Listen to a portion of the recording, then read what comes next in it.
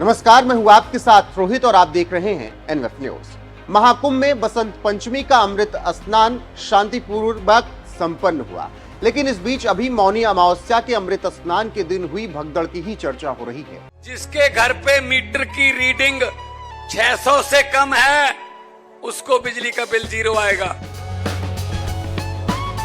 मेरा बिजली ਦਾ ਬਿੱਲ ਪਹਿਲਾਂ 1 ਸਾਲ ਪਹਿਲਾਂ ਆਵਾ ਤਾਂ ਤੇ ਹੁਣ ਵੀ 1 ਸਾਲ ਹੋ ਗਿਆ ਵੀ ਆਂਦਾ ਨਹੀਂ ਹੈਗਾ। ਜਦ ਆਹ ਭਗਵੰਤ ਮਾਨ ਦੀ ਸਰਕਾਰ ਬਣੀ ਆ ਜੀ। ਮੁੰਡਾ ਸਾਨੂੰ ਛੋਟਾ ਕਹਿੰਦਾ ਪਿਛਲੀ ਵਾਰੀ ਬਿੱਲ ਕਿੰਨਾ ਆਇਆ था?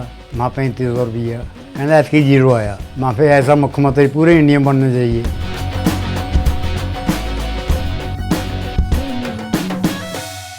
और लगातार शंकराचार्य स्वामी अवमुक्तेश्वरानंद सरस्वती सीएम योगी पर हमलावर हैं। उन्होंने सीएम योगी का इस्तीफा मांगा और तमाम तरीके के बयान दिए, जिसके बाद 13 अखाड़ों ने एक साथ सीएम योगी का समर्थन किया। इसके अलावा सीएम योगी के समर्थन में तमाम साधु संत और कथावाचक भी आ गए और इसी कड़ी में बागेश्वर धाम के पीठाधीश्वर पंडित धीरेन्द्र कृष्ण शास्त्री ने भी सीएम योगी आदित्यनाथ के समर्थन में बात कही और इसके अलावा उन्होंने श्रद्धालुओं की मौत पर जो कुछ कहा उस पर अब शंकराचार्य स्वामी अवमुक्तेश्वरानंद सरस्वती भड़क गए हैं। जी हाँ, पंडित धीरेन्द्र कृष्ण शास्त्री ने कहा कि जो भी गंगा की गोद में आकर मरा है वो मरा नहीं है, उसे मोक्ष प्राप्त हुआ है। ऐसे में अब ज्योतिर्मठ के शंकराचार्य स्वामी अवमुक्तेश्वरानंद सरस्वती ने पंडित धीरेन्द्र कृष्ण शास्त्री के इस बयान पर तीखी आलोचना की है। उन्होंने धीरेन्द्र कृष्ण शास्त्री के बयान पर पलटवार करते हुए कहा, धीरेन्द्र शास्त्री का यह बयान मामले को हल्का साबित कर कुछ लोगों को खुश करने के लिए दिया है। वह जिस अंदाज में बोल रहे हैं वह बेहद आपत्तिजनक है। उनके इस बयान से पीड़ित परिवार और दुखी हो रहे हैं। मौत पर पीड़ित परिवारों का दुख बांटना चाहिए, ना कि उसका उपहास करना चाहिए।